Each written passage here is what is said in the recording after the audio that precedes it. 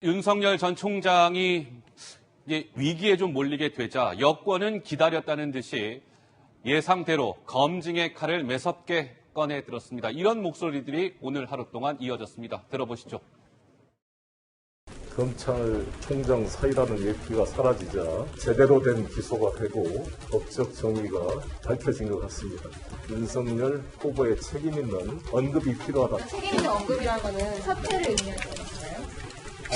그건 아니라도 본인께서 최순실, 박근혜를 구속 기소하실 때 썼던 논리가 경제 공동체 이론, 자신의 부인과 또 장모와의 관계이기 때문에 사실상 경제 공동체 논리가 적용될 수도 있는데 명확한 언급이 있는 것이 국민에 대한 도리다. 조국 전 장관에 대해서 윤석열 씨가 했다는 말을 인용해서 그대로 돌려드리겠습니다. 이건 완전히 나쁜 놈입니다. 그냥 가면 대통령 돼도 날아갈 사안입니다. 네. 송영길 대표는 이제 법적 정의가 밝혀졌다. 윤석열 총장이 현직 총장에 있을 때는 이게 밝혀지지 않다가 이제 나오니까 밝혀졌다. 뭐 이렇게 얘기했어요. 강병원 최고는 몰락의 종소리라고 얘기했고 김용민 최고는 국민의힘 들어가는 거 쉽지 않을 것 같다. 이렇게 얘기했습니다. 조국 전 장관 또 한마디 보탰습니다. 이렇게요. 예. 추미애 전 장관의 윤석열 배제 수사 지휘권 행사가 없었다면 이번에도 아마 묻혔을 거다. 이렇게 했고요. 그동안 윤석열을 옹호했던 사람들 이제 뭐라고 얘기할 겁니까? 이렇게 소셜미디어에 글을 올렸습니다. 어느 분이 말씀 주시겠습니까? 예, 뭐 조국 장관이 나설 일은 아닌 것 같고요. 그러니까 조국 장관과 지금 윤석열 총장 장모 실형과는 본질적으로 좀 구분해서 봐야 됩니다.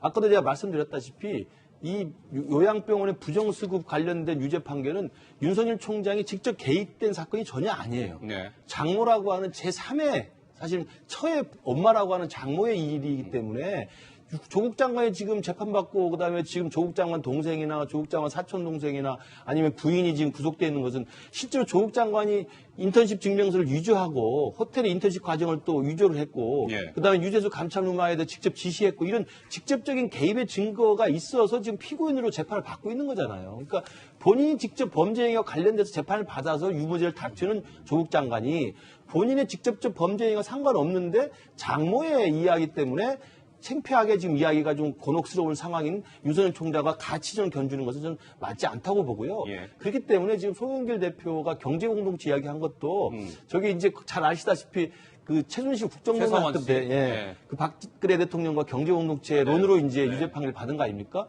근데 저는 제가 상식적으로 생각했을 때 제 경우를 생각해 보면 남편과 부인이 경제공동체라는 이야기는 이해가 돼요. 같이 가정생활을 영위하기도 하고 재산을 형성하니까. 근데 장모하고 저하고 어떻게 경제공동체가 됩니까? 또 장모의 삶이 있고 장모는 저는 부인을 통해서만 만나는 사람인데 그렇기 때문에 장모와 사이가 경제공동체이기 때문에 연대 책임을 지고 책임을 물어야 된다라고 이야기하는 건 과도한 전 정치공세라고 생각을 합니다. 네, 네.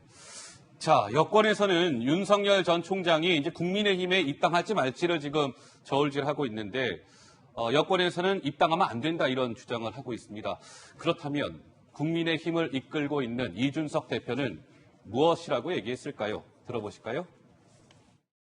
뭐 그분의 좌우나 아니면 그런 혐의에 대해 가지고 대선 주자가 뭐 영향을 미친 것이 있느냐 없느냐가 아마 국민들의 잣대가 되지 않을까 그렇게 판단하고요. 대한민국은 어쨌든 연좌를 하지 않는 나라이기 때문에 뭐 그런 부분에 대한 것들은 국민들이 판단할 것이다. 뭘 속았다고 표현하는 건지 잘 모르겠지만은 뭐 사법적 판단이라는 것은 어쨌든 3심까지 받아봐야 되는 것도 있고요. 친족에 대한 어떤 문제를 근간으로 해가지고 정치인의 활동을 제약한다고 하는 것은 과거 민주당에서도 굉장히 거부했던 개념이기 때문에.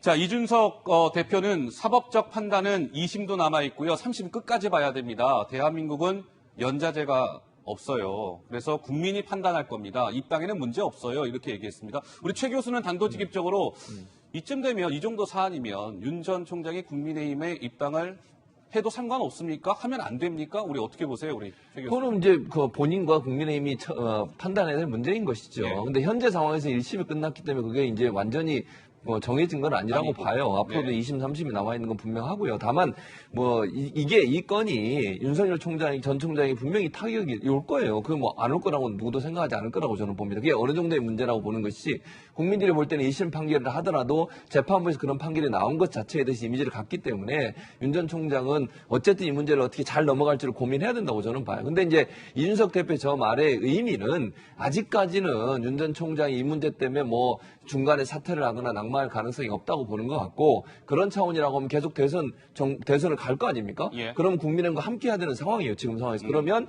일단 보호하고 들어오도록 손을 내밀어야 되는 상황이고 그런 차원에서 윤 전 총장에 대한 이번 사안에 대해서 이준석 대표가 얘기한 것 같고 결국은 그런 차원에서 국민의힘의 입당을 빨리 하라고 하는 메시지라고도 저는 보여요. 어찌 보면 지금 이제 국민의힘에 입당을 안 한 상태이기 때문에 적극적으로 국민의힘이 나서 보호해 줄 수 있는 또 방어해 줄 수 있는 상황이 안 되는 부분도 있어서 네. 그런 부분들의 하나의 메시지를 또 던진 거라고도 이해될 수 있다고 봅니다. 예.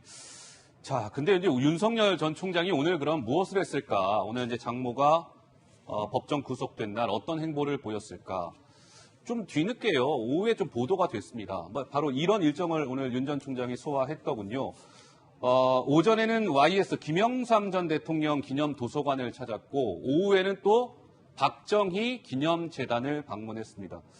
다 비공개 일정이었어요. 비공개 일정이어서 나중에 이제 언론에 보도가 됐는데 오늘 장모가 어쨌든 1심 선고가 있는 날 비공개 일정으로 2명의 전직 대통령 관련된 시설을 윤 전 총장이 찾았다. 어떤 메시지일까요? 우선은 국민의힘하고 정치 철학을 같이 한다 이런 부분에 일련선상이 아닌가 싶어요. 그리고 또 하나는 보통 이제 정치 저런 거물 빅샷이 정치를 하게 되면 국립현충원을 갔을 때 전직 대통령 묘소를 참배를 하는데 그 윤석열 전 총장은 그 전에 정치 참여 선언을 하기 전에 국립현충원을 갔고 무명용사 위패가 봉안돼 있는 그리고 무명용사 탑을 참배를 했죠. 네. 그래서 전직 대통령에 대한 이런 걸 보여줘야 된다고 생각을 했을 것 같은데요. DJ 기념관 도서관은 먼저 갔었잖아요. 그죠? 김대중 대통령 도서관은 미리 가면서 또 그런 부분을 보여줬기 때문에 네. 그 국민의힘에서 배출했다고 할 수 있는 YS 기념 도서관도 가고 그리고 박정희 기념재단도 가면서 그런 부분을 확인한 게 아닌가 싶고요. 비공식 일정은 오늘 공식 일정을 했으면 네. 기자분들이 질문이 너무 많아서 사실 일정이 진행이 안 됐을 거예요. 그죠? 그래서 비공개로 했을 그래서 것이다. 이 부분에 대해서는 그냥 일관된 그 원보이스로 메시지를 내놓고 법 적용에 있어서는 예외가 없다. 원칙적으로 해야 된다. 이렇게 그거는 정치 참여 선언할 때 기자분들이 일문일답할 때도 장모 사건에 대해서 물었을 때 이렇게 예. 대답을 했었어요. 일관된 답을 보여주고 이렇게 뚜벅뚜벅 이제 본인 행보를 보여주는 거죠. 자, 네. 오늘 윤 전 총장의 장모의 1심 선고 소식 그리고 오늘 윤 전 총장의 행보까지 뉴스탑10 첫 번째 아이템을 쭉 좀 풀어봤습니다.